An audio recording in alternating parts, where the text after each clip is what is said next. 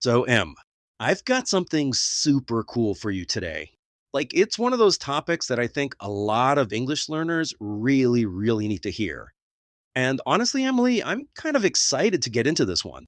Yeah, me too, because, this one's close to my heart. It's something I think about a lot when I'm working with learners. Right, right. So, welcome back to the English Mastery Podcast. I'm Dennis. And I'm Emily. And today we're talking about something that, and I'm just going to say it, might completely change the way you think about your English. We're talking about imperfect English, specifically, why speaking imperfect English is actually a stepping stone to success. And not just a little success, real career changing, confidence building success. And stepping stone is actually one of our vocabulary words today. So, keep an ear out for that. That's a great little preview right there. So let's just jump in. Okay, so Emily, let's start here because I think there's this really common trap that English learners fall into. And I see it all the time. The perfect English trap. Oh yeah, and it's real. It's so real. You know what I mean? Like I've seen it with almost every learner I've ever worked with. They sit in a meeting or they're in a conversation and they're just waiting until the sentence in their head is perfect, and by the time it is, the moment is gone. The moment is gone. That's actually kind of painful to think about, right? Because how many great ideas never got shared because someone was waiting to say it perfectly? Too many, way too many. And the thing is this isn't just about confidence. It's actually slowing down your learning, right? Like if you're not speaking, you're not getting feedback, and if you're not getting feedback, you can't improve. Feedback. That's another vocab word, by the way, listeners. Feedback. It means information that helps you improve. And Emily, you're so right. The silence is the enemy here, not the imperfect sentence. Exactly. And the article we're looking at today puts it really well. The goal in the real world is not perfection, it's clarity. And clarity, that's a word I really love, right? It means being clear and easy to understand. Clarity over perfection. I mean, that's almost like a mantra, right? And I think if listeners take nothing else from today, let it be that. Your coworker doesn't need you to sound like a news anchor. They just need to understand your point. Exactly. And here's the analogy that I think is really powerful. It's like the gym. You don't get stronger by thinking about lifting weights. You get stronger by actually lifting them, imperfectly at first and then adjusting. Adjusting. There's another vocab word. To adjust means to change something slightly to improve it. And I love that gym comparison because, nobody walks into the gym on day one and expects to lift the heaviest weight. That's not how it works. Right. And yet, somehow we expect that with a language, which is, like the most complex thing a human being can do. Do you know what I mean? Okay, so Emily, let's talk about something that I think is going to blow some people's minds here, because there's this hidden benefit to speaking out loud that most learners don't know about, the grammar win. Oh, I love this. I love this one. So the idea here is that when you speak out loud, your brain actually starts catching patterns, like patterns in the language. Verb tenses, word order, articles, a and the. And pattern is another great vocab word. A pattern is a repeated way something happens or is structured. And I think the article gives a really clear example here, right? The yesterday I go example. Yes, so imagine you say out loud, yesterday I go to the client meeting, right?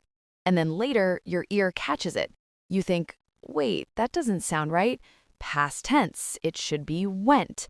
And that small correction, it's powerful because it's connected to a real moment. Not a worksheet, not a textbook, a real moment. And that's how language actually sticks, right? That's exactly how it sticks. And the feedback loop, right? You speak, you notice something, you fix it, you speak again, better. That's the cycle. And if you never speak, you never start the cycle. Okay, so let me ask you something here because I think there's a mindset shift that goes along with this. How do you get a learner to actually think about mistakes differently? So I always tell learners, instead of thinking, I don't want to sound stupid, try thinking, I'm testing my English in real time, right? That's it. You're not failing, you're testing. You're literally running an experiment every time you open your mouth. I love that. Testing, not failing. And that's honestly how professionals in any field grow. You test something, you adjust, you move forward. English is no different. Okay, so let's get into the practical stuff now because I know our listeners love the actionable takeaways. And the article has this simple three-step method. And Emily, I want us to kind of walk through each one together. Yes, let's do it. And I'll say these are 3 steps that are so simple, they almost seem too simple, but trust me, they work.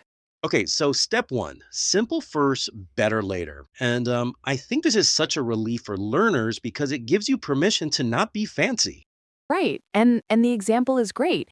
Instead of trying to say something complicated like I see the logic, but I'm not convinced this is the best approach, you just start with I disagree with that plan. Short, clear, done. Convinced. That's actually another vocab word today. To convince someone means to make them believe or agree with something. And notice how both sentences, the simple one and the better one, they both get the point across. Both get the job done. And, honestly, sometimes the simple version is actually better in a real business context, right? Like, I disagree with that plan is clear, it's direct. People respect that. Totally. Okay, step two, and this is my personal favorite, repair phrases. Ooh, yes. Repair phrases they're like escape hatches when you get stuck in a conversation and you freeze. And freeze, by the way, means to stop suddenly because you feel nervous or unsure. Instead of just going silent, you use a repair phrase. And the article gives some great ones, like, let me say that another way, or what I mean is, or even just give me a second. How do you say, And those are not weak phrases, right? Those are professional phrases. Native speakers use them all the time, all the time. They don't make you sound bad, they make you sound thoughtful. they keep the conversation moving, and that honestly is such a skill because the alternative is freezing, and when you freeze, the conversation stops for everyone. Exactly. And speak up is another great phrasal verb here, right? To speak up means to share your opinion or talk when it matters. And repair phrases are what help you speak up even when you're not feeling 100% ready. Perfect. Okay, step three, and this one is brilliantly simple, the 60-second grammar replay. Yes, so here's how it works. After a meeting, after a call, after any conversation in English, you pick one sentence you said imperfectly. Just one. You fix it and you say the corrected version out loud once. That's it, 60 seconds. And replay is also a vocab word today. To replay something is to review it again, usually to learn from it. And I think what I love about this method is it doesn't turn your life into a homework assignment. Right, and this is the thing, learners are busy, right? They have jobs, families, things to do. Nobody has time to study grammar for 2 hours after every meeting, but 60 seconds, that everyone can do. Unless you're really committed to staying exactly where you are, in which case, totally ignore this tip. Right. Well, and the point is, these small habits compound, right? One sentence a day, fixed and spoken out loud, that's real improvement over time. Okay, so this is a part of the show where we like to really dig into the topic a bit more personally. And if you're using this episode as a learning tool, which, hey, that's exactly what the English Mastery Podcast is for, these are great questions to think about or even answer out loud because, speaking practice. Yes, answer them out loud, seriously, even if you're alone in your car, especially if you're alone in your car. Okay, so the first question, when do you feel the most nervous speaking English at work and why? Emily, I'm curious, from your experience, what do learners say most often? So it's almost always the same situations, right? Presentations, unexpected questions, and this one really stands out when there's a senior person in the room because suddenly there's like higher stakes and that pressure makes people freeze. And that's exactly when the repair phrases come in handy, right? Because if you have those phrases ready, the pressure doesn't feel as heavy. Totally. And the more you use them, the more automatic they become. It's like, muscle memory, but for language. Okay, next question. What mistake do you make often and how could you correct it after a conversation? And I think this is where the grammar replay method really shines because you're not trying to fix everything, just one thing. One thing, and honestly, the most common mistake I see with intermediate learners is verb tense, especially past tense, like I go and I went. So, a great replay exercise is just find one sentence from your day where you use the wrong tense and fix it. Simple, targeted, and, connected to a real moment in your life, which makes it so much more memorable than a grammar exercise in a book. Right. And here's the third question, which I think is really practical. What is one short sentence you want to say more confidently in meetings, right? Like pick one, just one, and practice it until it's automatic. I love this one because it's so focused. Like instead of thinking I need to improve my whole English, you think I want to say this sentence better, and that feels manageable. Exactly. And that connects directly to the simple first, better later idea, right? Start with the simple, clear version, practice it, and then over time, make it more sophisticated, but always start somewhere. Start somewhere. That should be on a t-shirt, honestly. Okay, next question. How could simple first, better later help you in your job specifically? And I love this because it forces learners to connect the method to their actual real life, right? Like think about the kinds of conversations you have at work.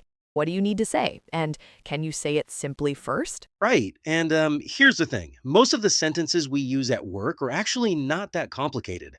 I agree. I have a question. Let me think about that. These are short. These are clear. These are completely doable. And they work, right? They do the job. Nobody's going to be like confused about what you mean if you say I have a question.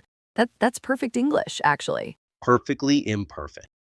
Okay, last discussion question. And this one I think is a big one. What would change in your career if you spoke up 20% more in English? Oh, and I love how specific that is. Not 100% more, just 20, which feels achievable, right? But 20% more presence in a meeting, 20% more contributions, that can completely change how people see you. It can change everything. And I think that's the real heart of this article. When you stop hiding behind the fear of imperfect English, people notice you. Your ideas get heard. And that is what success actually looks like. Yeah, and speak up is such a powerful phrasal verb here. To speak up means to share your opinion when it matters. And the people who speak up, even imperfectly, those are the people who get noticed, get promoted, and get results. Okay, so before we wrap up, let's do a quick vocabulary recap because we've covered a lot of great words today. And, this is the English Mastery Podcast. We want you to actually use these words. Yes, so let's go through them. First, stepping stone. Stepping stone is a helpful stage or step that leads to something bigger. Speaking imperfect English is a stepping stone to stronger communication. Clarity, the quality of being clear and easy to understand. In meetings, clarity matters more than perfect grammar. Adjust, to change something slightly to improve it. I adjusted my sentence after I noticed the tense mistake. Pattern, a repeated way something happens or is structured. I started noticing a pattern in how native speakers use articles. Feedback, information that helps you improve. Honest feedback helped me fix the same mistake faster. Freeze, to stop suddenly because you feel nervous or unsure. I used to freeze when someone asked an unexpected question. And polite disagreement, a respectful way to say you don't agree. Polite disagreement keeps relationships strong at work. Convince, to make someone believe or agree. I wasn't convinced the plan would work. Replay, to review something again to learn from it. I did a quick replay of my meeting notes to fix one sentence. And speak up, to share your opinion or talk when it matters. I decided to speak up instead of staying silent. Those are 10 really powerful words, right? And if you're listening to this again to practice, which, by the way, is a fantastic idea, try using each one in a sentence of your own. All right, so we are wrapping up today's episode. And honestly, Emily, this was such a good one. I feel like every English learner at any level can take something from. Absolutely. And the core message is really simple. Stop waiting for perfect. Start speaking now. Adjust as you go and use those repair phrases when you need them, right? That's it. That's the whole plan. Simple first, better later, even with the plan. Okay, so before we go, we want to remind you that if you want more content like this, articles, tips, vocab practice, all of it, you should absolutely sign up for the All About English Mastery newsletter. You can find the sign up link at allaboutenglishmastery.com. It's a great way to keep improving your English between episodes, and it's completely free. So, really, there's no excuse not to. And speaking of no excuse, you now have 3 steps, 10 vocabulary words, and a 60-second daily habit. You're ready. So go speak some imperfect English today. On purpose. That's a challenge, a friendly one. Thank you so much for listening to the English Mastery Podcast. I'm Dennis. And I'm Emily. We'll see you next time.